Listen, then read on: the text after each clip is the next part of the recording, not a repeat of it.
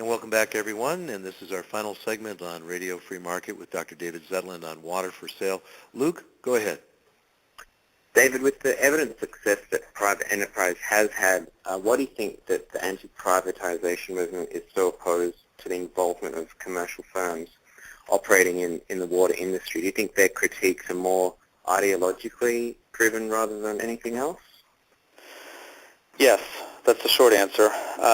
It's because they typically will say, well, water is essential to life, and we can't have a private firm controlling our access to life or death kind of commodities, and it should be provided by the government, which has some kind of political accountability to people.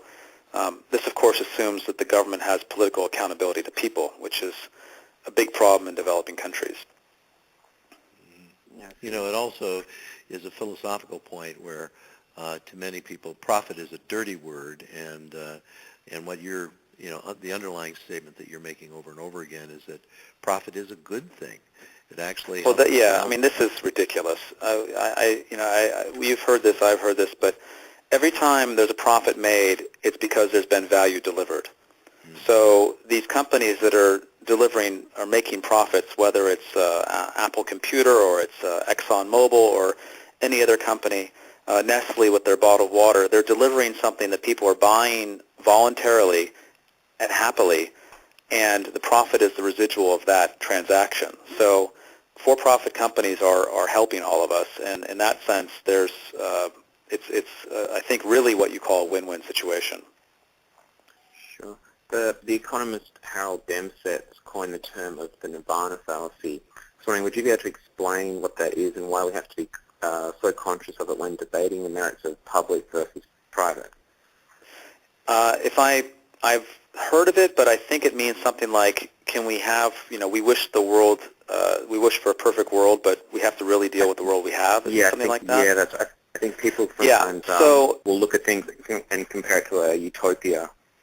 Right. I mean, the utopia in water is that you know, everybody is going to have perfect water for no money, and it's just going to happen.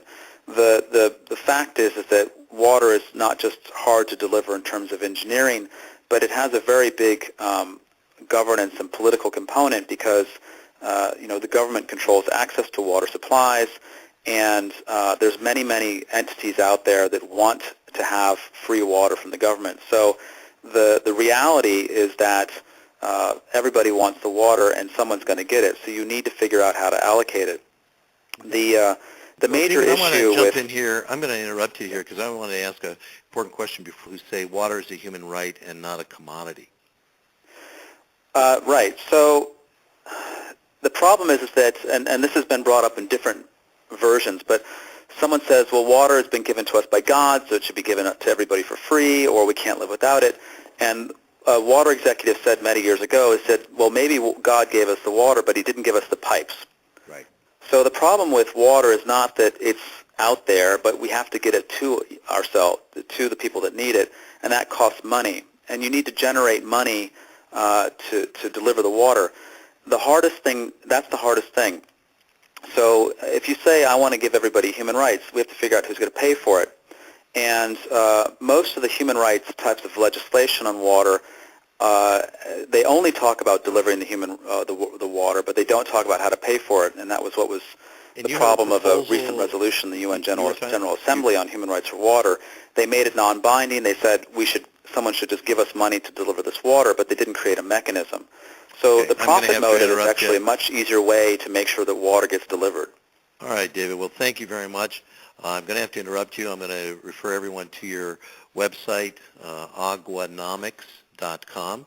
And I want to thank you, Dr. David Zetland, for being with us today. Thank you, Michael.